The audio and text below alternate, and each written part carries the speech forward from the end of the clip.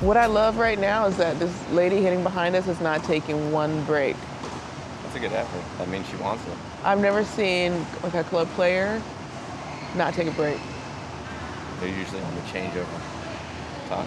You know what I realized when I like practiced, when I did my warm up for the doubles match we played at the Open, I didn't take one break. Really? No, I didn't. I didn't realize till after, because usually, especially before a match warm up, I'm intentional to take breaks, sit down, so like you don't like burn your legs out, because like even hitting half an hour without breaks is not, before a match, is like not a good idea. And then like I'm also making sure I hydrate, so I like take intentional breaks. But like I wanted to be on so much for that doubles match, and like somehow acclimate quickly to doubles. It's like I gotta get this right, and also I wanted to make sure I was making my returns. So it's like this practice return, because it was still coming, but actually I thought I returned good in that match. Yeah, it's so much different having somebody at the net versus having the whole open court returning down the middle. Can't really return down the middle in doubles. No, I mean, you can, and I always recommend getting it in as opposed to getting it out, because at least if it's in, you have a chance. You know, it's the worst when you miss in doubles, like the return, because you let your partner down. But you made plenty of returns. Gave yourself chances. I thought we played well. You played well. They played well. We played well. Yeah, it's not an effort to be upset about. The gang got back together. Yeah, it was definitely fun to see. Okay, so speaking of missing returns, what are your pet? You want to do that? What are your pet peeves in tennis? Ooh, I got a big list. Huge list?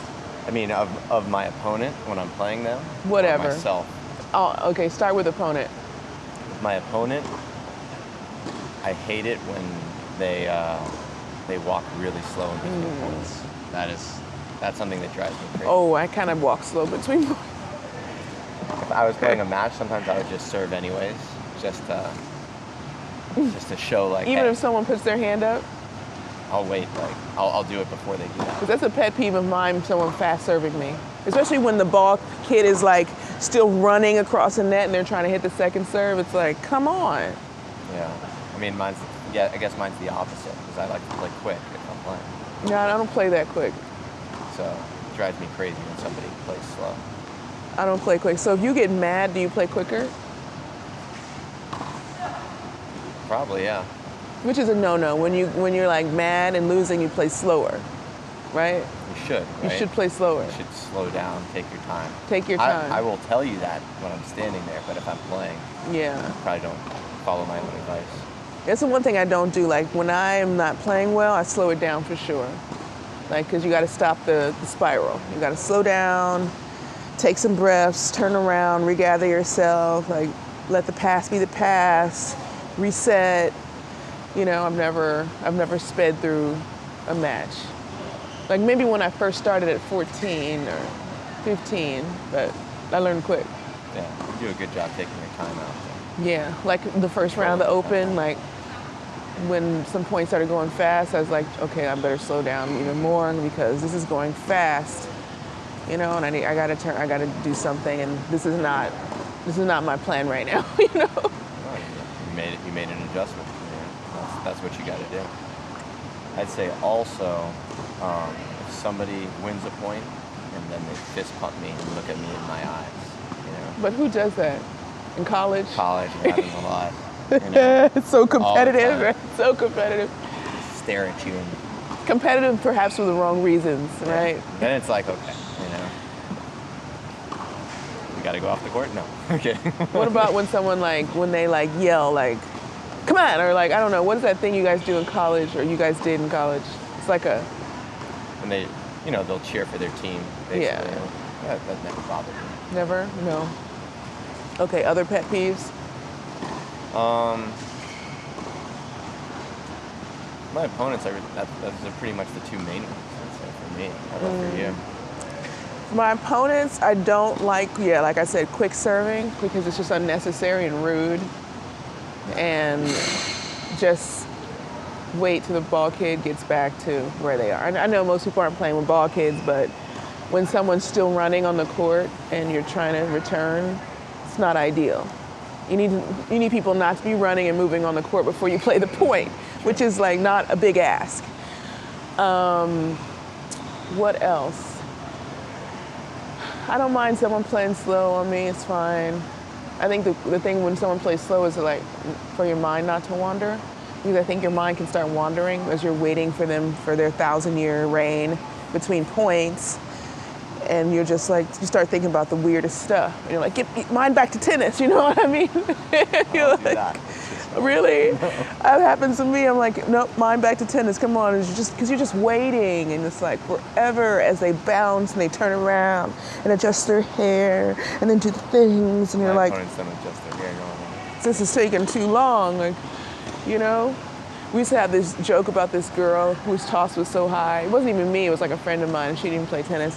And her toss would be like up here, and she would go, climb, and then like all these things you could pretend to do, eat a meal before her toss came down. It's so funny. What about most unprofessional things you can do on the court? Unprofessional? That's a good one. Bathroom break. It's a slow momentum. Oh yeah, I don't do that. Purposeful ones. Like if you have to go. Yeah, if you have to go, it's fine. But if you're clearly doing it to break momentum in the match, that's unprofessional, right? Like, hey, you're losing, you know? There's some players who are notorious for that. Yeah. There's like a few that are like, everybody knows they go to the bathroom. Yeah, that's unprofessional. And, people are watching the match. The other person's there to play. You shouldn't be doing that. The only time that ever affected me was once. Like if you go to the bathroom, really doesn't slow me down. But once, like I was playing really bad. It was like an Australian Open quarterfinal, and I like turned it around. It was just a struggle bus that day, like just to play anything well. And then the person stopped the match, and it was like I couldn't get my game back because I was already playing terrible. But I was forcing it, and then I lost. And I think I was like leading in the third, and I just couldn't. I was so mad. I was like, okay, like were you really injured? Smashing a racket, I'd say, in my opinion on that is there's people who can't afford rackets, right? And it's not your racket's fault that you lost, right? It's your fault. And, to go and destroy a racket is just... So is that what you were thinking when Serena destroyed rackets? She's destroyed one or two in her time. No comment. Okay. I mean, multiple people do it, Really? and I get it. Sometimes that's your outlet. I understand it, but really, I love to see someone smash their racket, especially against me. It's like, oh, just come undone, just unravel, and it's like this is all my doing, and I'm like, I'm the puppet master, dance, like I'm Geppetto. I mean, I get it if it's my opponent, but for myself, I'm talking about. But do you love to see your opponent unravel? Oh, yeah. Yeah, me too. It's the best when, like, you just untie someone and you just take off their shoes. They play in the match with no shoes. Especially, like, if they start speaking in English in the beginning of the match and then immediately they switch to their native tongue, you know they're done. Right? Once they start screaming in whatever language it is, it's like, all right, we're toast. Just keep going, Please, ref, do not give them a warning. Let them just... Yeah, there's no better feeling than just like playing so well that your opponent feels like a cornered animal and they start to panic. And like you're doing your job when they come undone and then you close it out. Like never let up. Have you lost a match where you had like the person undone and then somehow you lost it? That moment when the light in their eyes is just like out. And they're done. Honestly, for that, not really. I can't remember that. That's just like going for the throat there. That's it. Yeah, so you didn't choke it? Not when they're coming undone. I've obviously choked matches, but it's more, give them credit. They stayed in there. What's your worst choke?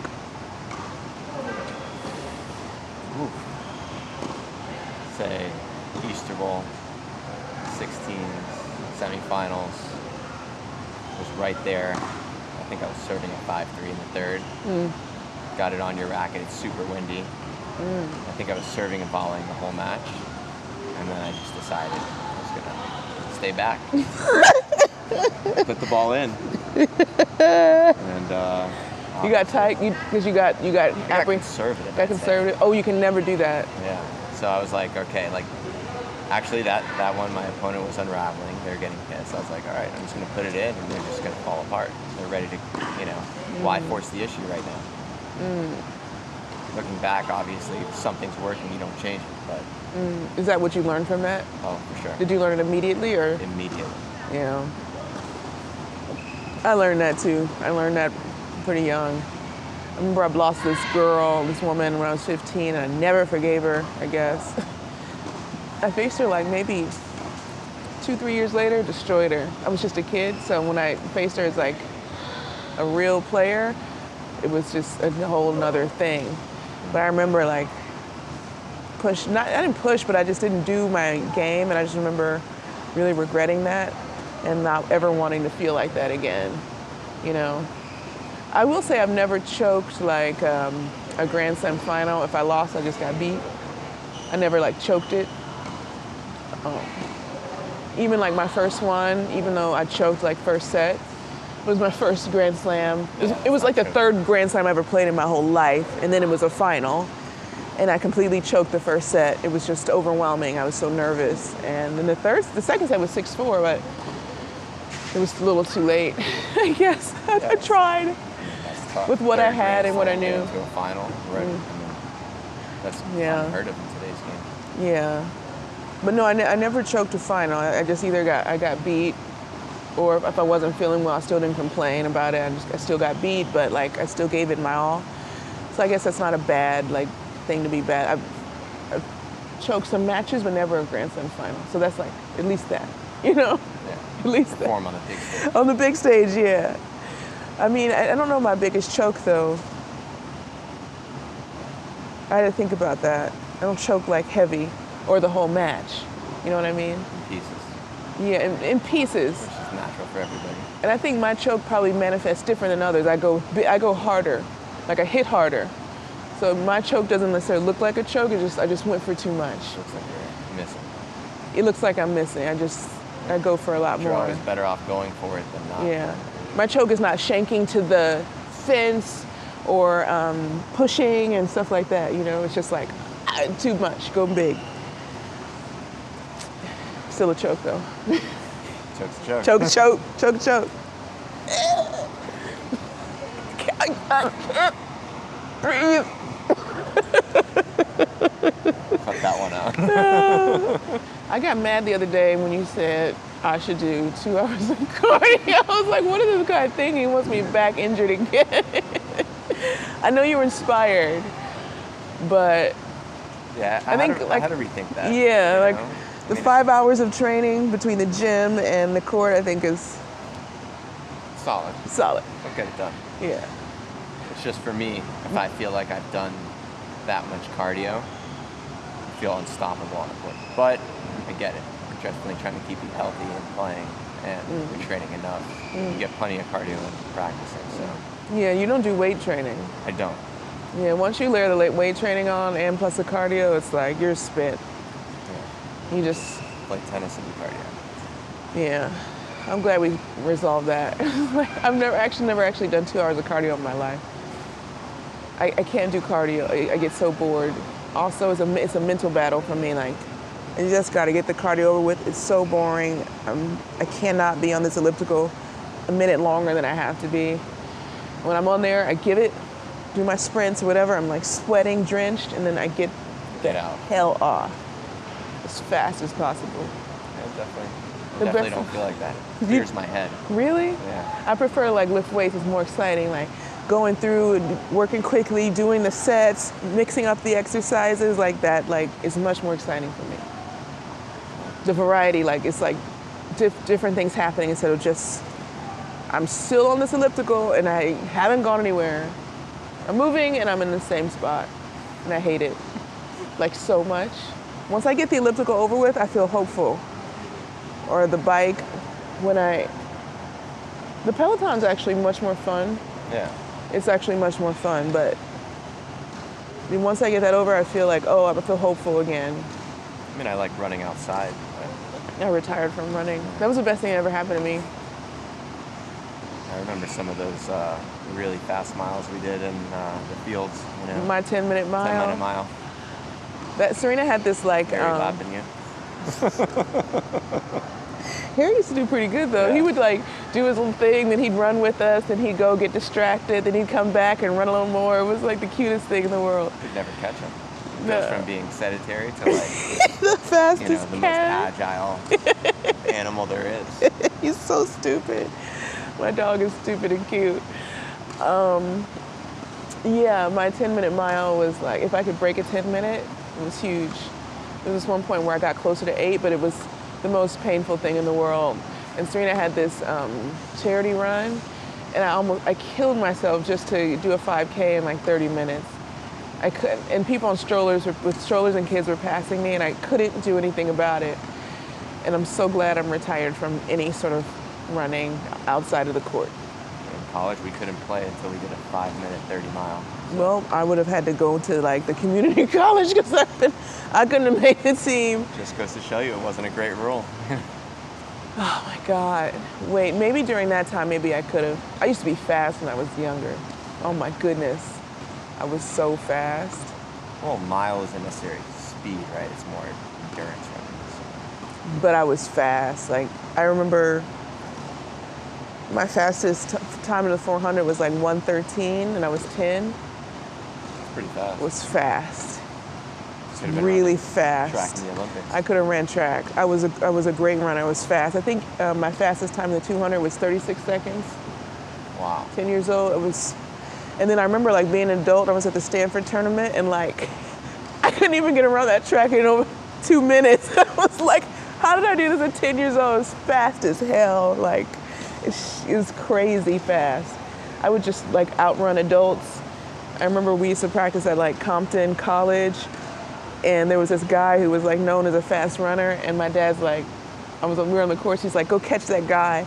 And I outran him, and he got so mad, and he said, my dad, like, don't send that girl after me again. I could run. Let me tell you, I could run. I'm glad that I chose tennis because my running days would have ended fast. Tennis was the better for me. I was good at relay too. I used to do the first leg. I used to do first leg so we get our team a huge head start because our second leg, she was so slow. Third leg was better, and then the last girl, she was the second fastest, but I was so much faster than everyone else. I was well trained. I think you made the right decision to play that. Yeah. Oh my God, yeah. Destiny. At this size, the size of these hands. Yeah. Huge. Massive. You can't tell how big I am until you meet me in person. And it's like I'm huge. I always tell you you're taller than 6'1". Okay, we're gonna have to go. I'm literally I'm gonna start sending you this. Every time I go to the doctor and they measure me and I take my shoes off, I'm actually 6 feet, 3/4 inches. It's literally, my proportions are all so insane and long, and my legs are like my whole body, and my arms are like, I swear. But when I put my shoes on, I'm definitely 6'2". Definitely 6'2", because I gained like at least an inch. But with them off, I'm like about 6'1". About 6, yeah. Yeah, I'm telling you. Okay, from here on out, every time I go to the doctor, I'm gonna measure, I'm gonna like record it every single time. And then when it says 6'2", you just won't send it to me. I'm literally 6'1". I'm literally 6'1".